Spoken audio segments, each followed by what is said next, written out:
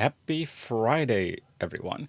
So, let me try to adjust this live stream thing. Still learning the ropes. But the important thing is today's topic is something that actually came up in conversation while we're working on a live and rather important project, our own thing. And it really started to, how should I say, it really started to go through and we started to figure out how we're using the words we're using in a lot of our client projects, our own testimonials, our own call to actions, and a lot of these things. And I started thinking, well, gosh darn it.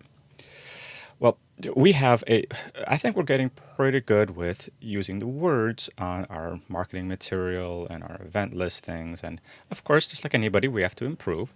And there's a lot of material on sales copywriting, on how to do email copywriting, conversion focused copywriting, or just plain old, creative writing. There's a lot of material on that. There isn't as much material I've noticed on a very interesting topic. So there are some words you can use that are pretty good, right? Use this business headline and it's kind of interesting. So sure, there's that.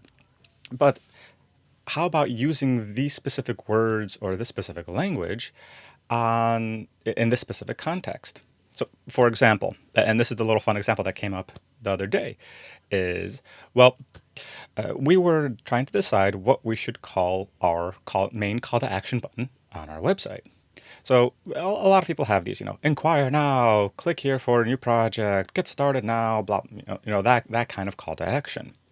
Well, we started thinking, well, what call to action text makes the most sense for us?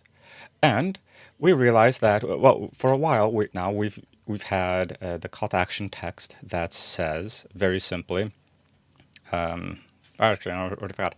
Oh, yes. For us, it says start a project. So for us, it makes sense. You click this button, you'll get to a form, and it's kind of assumed that people know what what the expectation is from that language.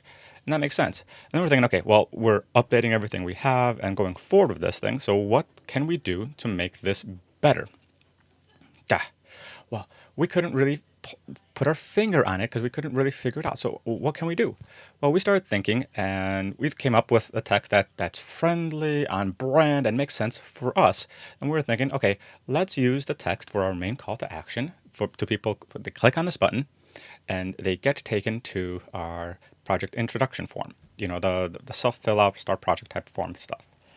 And we thought, well, we'd use the text, let's chat. Well, after we started using that and we realized that really doesn't make sense.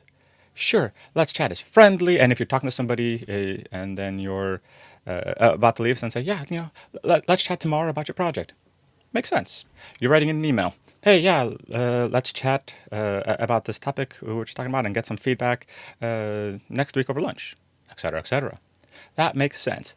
In the context of that button on our website that sits on the top right-hand corner of our website, putting let's chat would not make sense for what we wanted to happen.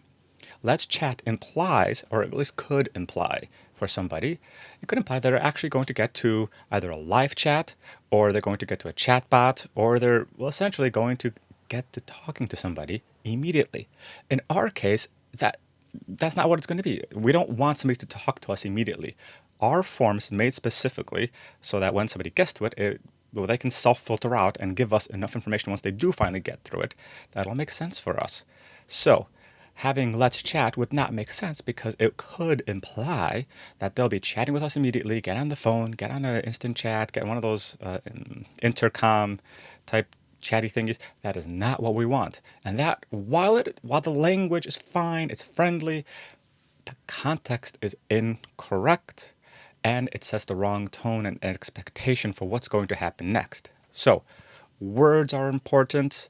What you use, how you use them is just as important as well. So when you're writing everything, especially call to actions are really important. When you're writing your call to actions, make sure that your language not only sounds good, is on brand, speaks to whom you're writing to, but also is correct for the context and sets the correct expectations going forward. So when they click and do this call to action, they are getting and they know exactly what they're going to get going forward. So that's today morning's visionary motivation. I'm still trying to figure out a good title for this. So thanks for watching, and I'll have some more ideas. I don't know if I want to do this on the weekends, but I'm planning to do stuff like this pretty much every workday. So see you next time.